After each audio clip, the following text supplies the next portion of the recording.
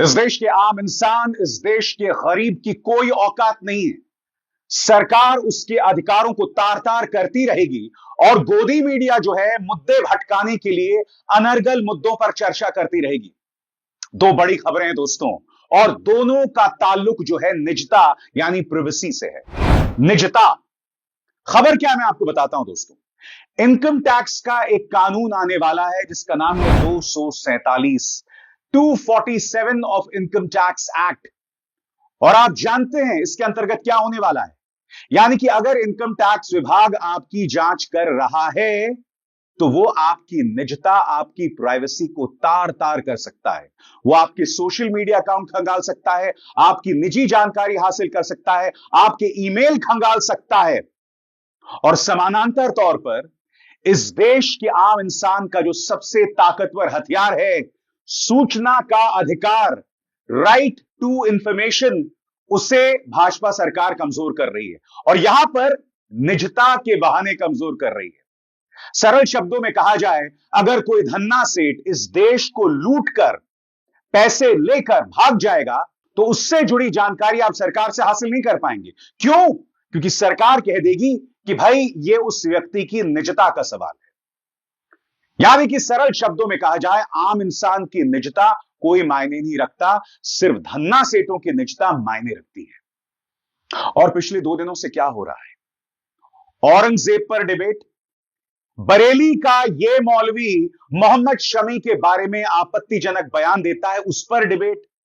कांग्रेस की नेता शमा मोहम्मद ने रोहित शर्मा की तोंद, उनके वजन के बारे में बयान दे दिया, उस पर डिबेट। मगर 2 इतने बड़े मुद्दे देश के सामने हैं, उसकी कोई चर्चा नहीं हो रही है।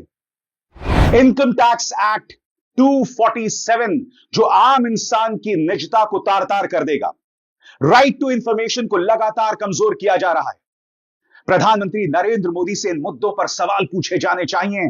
प्रधानमंत्री नरेंद्र मोदी इस तथाकथित राष्ट्रीय कवि की बेटी की शादी में जा सकते हैं, मगर साहब मजाल है मणिपुर भी जाएं।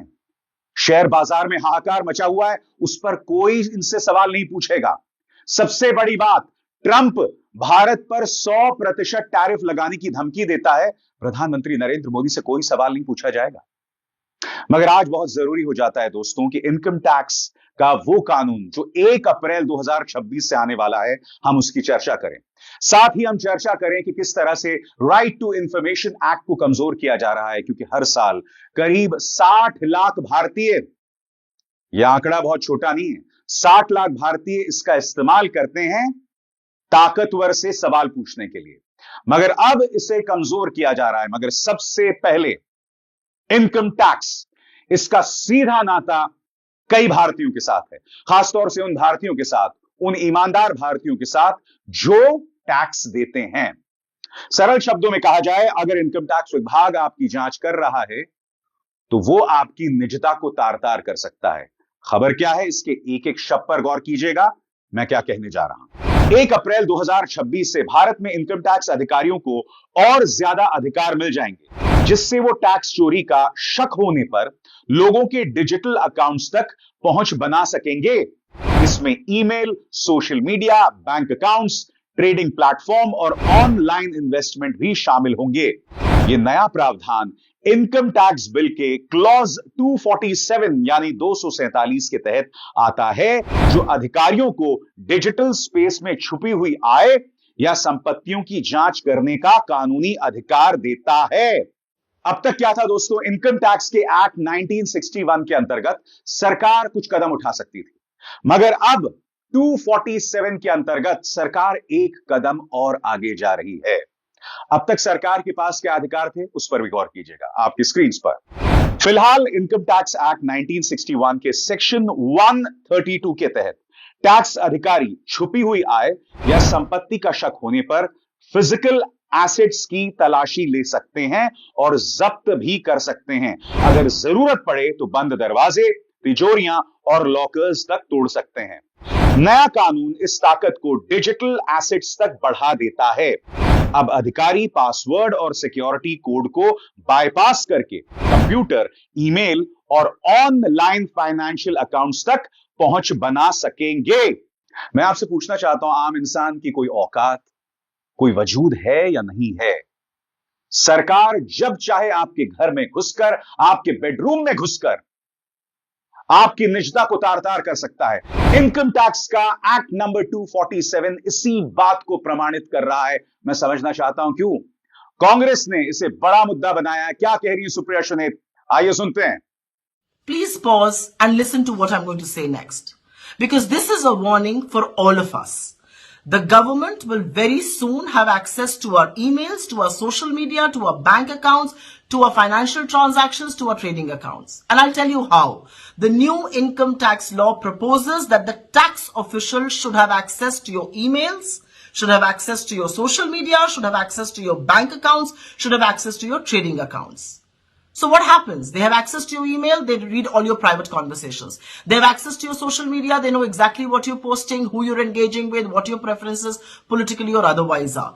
They have access to your bank accounts. They have every information on how much money you're making and how you're spending it. They have access to your trading accounts. They know what your financial footprint is, where you're investing, how you're investing, how much you're investing. I don't know if you find with this. I am certainly one who's not. I mean, for all of us who protect our emails with passwords and things like that, then let's put it all in the public domain. Because this is nothing but the government trying to enter into our lives surreptitiously. This is nothing but the government trying to take control through the back door entry. This is nothing but the government trying to make India a surveillance state. And I'm not fine with it. Because we've already seen how driven by vendetta politics this particular government is, the Modi government is. They weaponize ED, CBI and income tax, not just against their political opponents, to crush activists or students, but anybody who has a difference of opinion. So I'm not fine with the tax official having access to emails and social media and bank accounts and trading accounts, because this is going to lead to unnecessary harassment and intimidation. This is going to lead to weaponization of the agencies. This will also lead to assassination of reputations and lives. And I'm certainly not fine with this.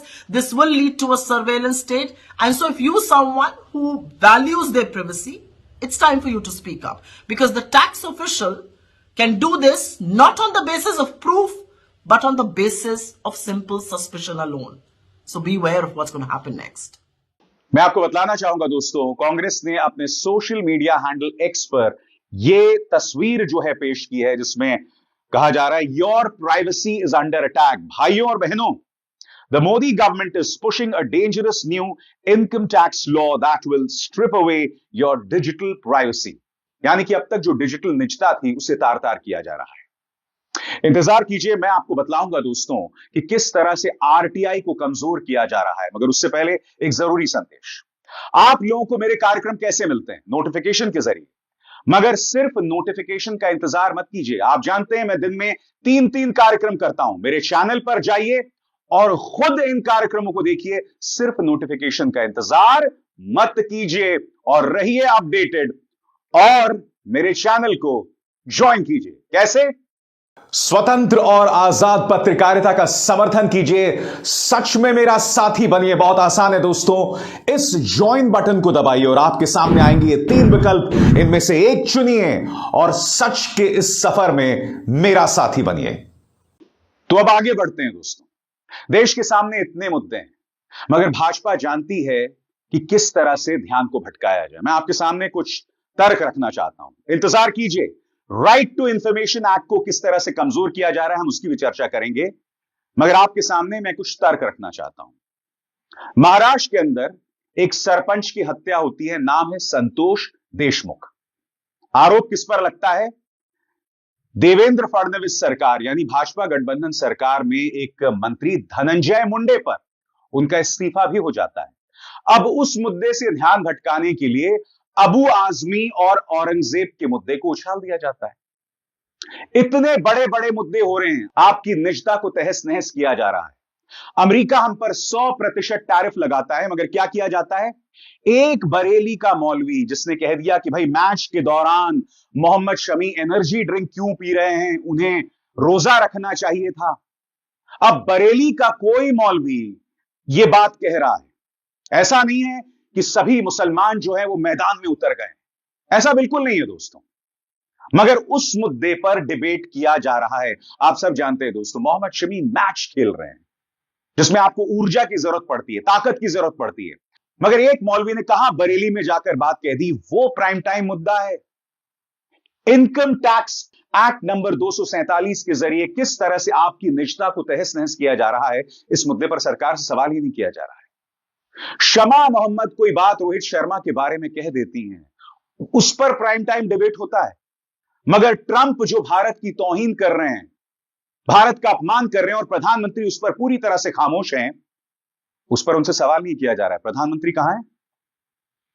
So called राष्ट्रीय कवि, उनकी बेटी की शादी हो रही है, बहुत बहुत बधाई उनको, वहां पर हैं। प्रधानमंत्री मणिपुर जा सकते थे, प्रधानमंत्री अहम सवालों का जवाब दे सकते थे, मगर नहीं साहब।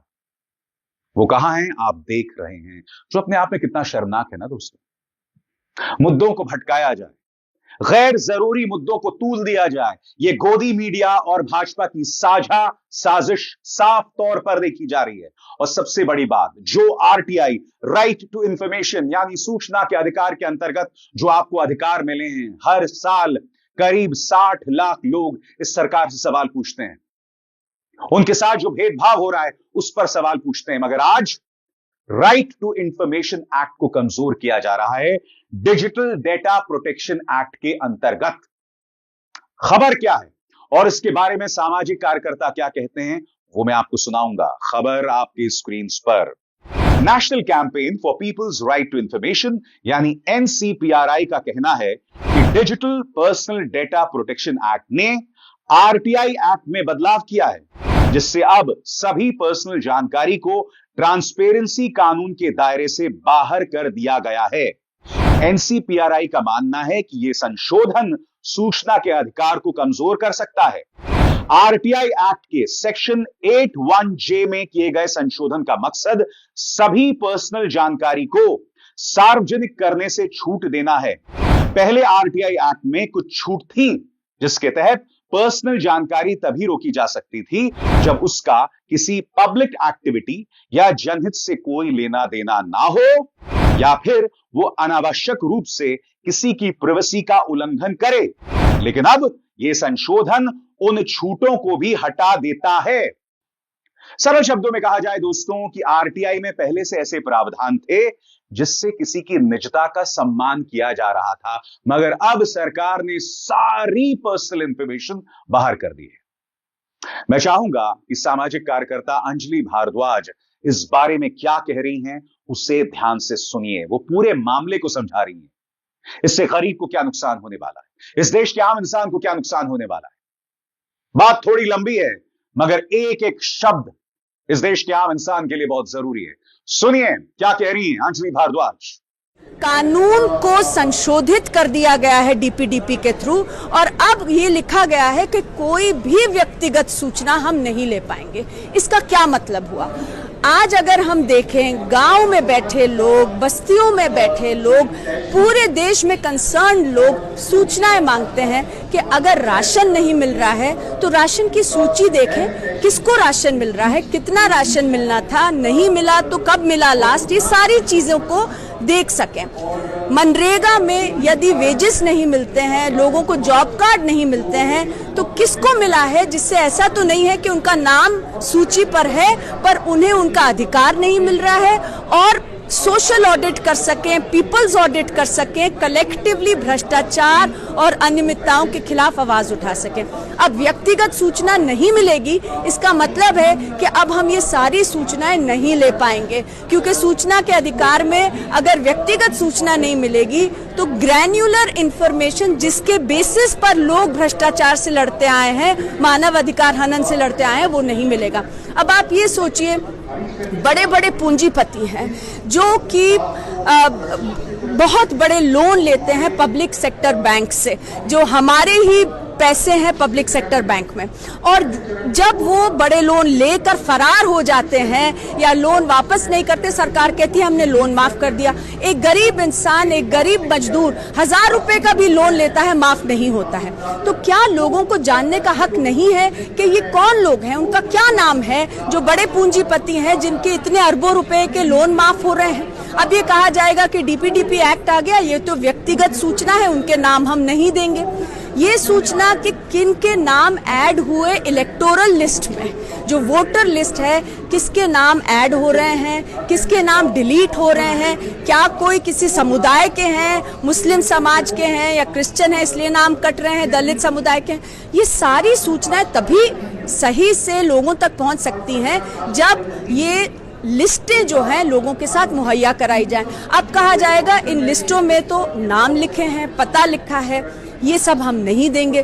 तो ये जो पूरा ढांचा है सूचना के अधिकार को, इसको तोड़ने के लिए और सरकार को जवाबदेह ना बनाया जाए, अकाउंटेबल ना होल्ड किया जाए, उसके लिए ये एक पूरा एक सिस्टम बन गया है। इसका विरोध करने की सख्त जरूरत है, क्योंकि ये सिस्टम जो है ये हमारे देश में जो लोकतंत्र में है इसकी कोई जगह नहीं हो सकती। और स्वाभाविक सी बात है दोस्तों, कांग्रेस भी इस मुद्दे पर उग्र तेवर अपना रही है। पार्टी की प्रवक्ता सुप्रिया श्रीनिक का कहना है कि यह कहीं ना कहीं देश में भ्रष्टाचार को बढ़ावा देगा। सीधा और सरल सवाल, ये जो भाजपा है वो तो कांग्रेस पर भ्रष्टाचार का आरोप लगाती है, भ्रष्ट पार्टी बताती है।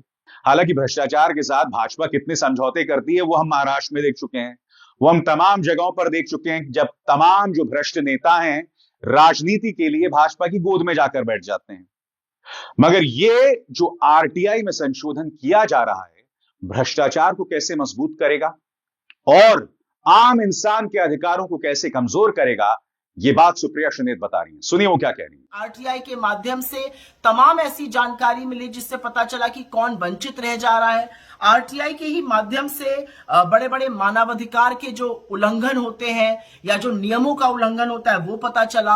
आरटीआई के माध्यम से राजनेता हो गए या ब्यूरोक्रेट्स हो गए या जजेस हो गए, उनकी कितनी कैसी संपत्ति है ये सब भी पता चली। और आरटीआई ने लोगों को जो शक्ति विहीन थे उनको शक्ति दी, शक्तिशाली बनाया। अब सवाल ये पूछा जाएगा कि क्या लेकिन आरटीआई में वास्तव में निजी जानकारी या व्यक्तिगत जानकारी देकर उल्लंघन किया जा रहा था? कतई नहीं, ये सफा सफेद झूठ है। सेक्शन 8(1)(j पूरी तरह से कहता था कि अगर जो जानकारी मांगी जा रही है वो पब्लिक एक्टिविटी, मतलब कोई जनहित में या किसी जन कार्यक्रम की नहीं है या इससे किसी की प्राइवेसी का, इससे किसी की निजता का उल्लंघन होता है, तो वो नहीं साझा की जाएगी। ये प्रोविजन था उसमें और ये बिल्कुल मनगढ़ंत बात है कि उससे किसी की निजता का हनन हो रहा था। तो क्या होगा अगर आरटीआई कमजोर हो जाएगा? सबसे पहली चीज होगी कि आपकी ताकत चली जाएगी सवाल पूछने की। सबसे पहली चीज होगी कि कौन से वो बड़े बड़े पूंजीपति थे जो इस देश का करोड़ों रुपए डुबाकर विलफुल डिफॉल्टर बनके भाग गए। आपको नहीं पता चलेगा कि कौन से पूंजीपतियों ने कितना विलफुल डिफॉल्ट किया। आपको नहीं पता चलेगा कि बैंक ने किन बड़े बड़े पूंजीपतियों की, क्रोनी कैपिटलिस्ट के कितने बड़े बड़े लोन माफ किए। आपको नहीं पता चलेगा कि नौकरशाहों की, जजेस की, नेताओं की अपनी आय से कहीं पर कितनी बड़ी संपत्ति है। आपको लाभार्थी नहीं पता चलेंगे। आपको मनरेगा में किसको कितने दिन काम दिया जा रहा है ये नहीं पता चलेगा। आपको राशन की दुकानों से किसको कितना राशन दिया जा रहा है, सरकारी योजनाओं के कौन लाभार्थी हैं, कौन उससे छूटे जा रहे हैं। तमाम ऐसी चीजें हैं जो जनता की पहुंच से, जनता की सूचना के अधिकार से बाहर हो जाएंगी। तो देखा आपने दोस्तों, मुद्दों को भटकाने के लिए असल मुद्दे क्या हैं। आज दो बड़े मुद्दे हैं और हर प्राइम टाइम इस पर डिबेट होनी चाहिए। वो दो बड़े मुद्दे हैं कि किस तरह से इनकम टैक्स के एक्ट नंबर 247 के अंतर्गत आपकी निजता को तहस नहस किया जा रहा है और समानांतर तौर पर निजता के नाम पर आरटीआई एक्ट, जो इस आम इंसान के हाथ में सबसे मजबूत हथियार है, उसे कमजोर किया जा रहा है। क्या भाजपा का लोकतंत्र में थोड़ा सा भी विश्वास है? क्या भाजपा को लगता है कि भाई मोहम्मद शमी, शमा मोहम्मद, बरेली का कोई मौलवी या फिर औरंगजेब, अबू आजमी, इन पर डिबेट करने से देश का उत्थान हो जाएगा? मैं फिर आपसे पूछना चाह रहा हूं दोस्तों, जो मुद्दे आप मेरे मंच पर सुनते हैं, ये तमाम जरूरी मुद्दे हैं, सीधे आपसे जुड़े हुए हैं, ये आपके लिए जरूरी है या औरंगजेब, अबू आजमी, शमा मोहम्मद, बरेली का कोई मौलवी, ये तमाम मुद्दे आपके लिए जरूरी? कमेंट सेक्शन में जरूर बताइएगा, सब बताइएगा। भाजपा के कट्टर समर्थक भी बताइएगा कि आपके लिए क्या जरूरी है, कि आपके अधिकारों को कमजोर किया जा रहा है, आरटीआई को कमजोर किया जा रहा है, इनकम टैक्स एक्ट को ताकतवर बनाया जा रहा है ताकि आप इस सरकार के सामने नतमस्तक हैं, ताकि इस सरकार को पता चल सके आप क्या कर रहे हैं, किसे वोट डाल रहे हैं। क्योंकि जब सरकार के पास आपके सोशल मीडिया अकाउंट्स होंगे तो क्या होने वाला आप जानते हैं ना, कि आप किस पॉलिटिकल पार्टी को समर्थन देते हैं सरकार को पता चल जाएगा। और फिर इस बात से कौन इनकार कर सकता है कि वो जानकारी हासिल करने के बाद ये सरकार आपको परेशान ना करे। ये मुद्दे है ना, इससे कौन ध्यान भटका सकता है, इसे कौन टाल सकता है। मुद्दे पर आइए, मुद्दे से भागिए मत, क्योंकि इस मंच पर सवाल पूछे जाते हैं, जवाब मांगे जाते हैं। अभिसार शर्मा को दीजिए इजाजत। नमस्कार।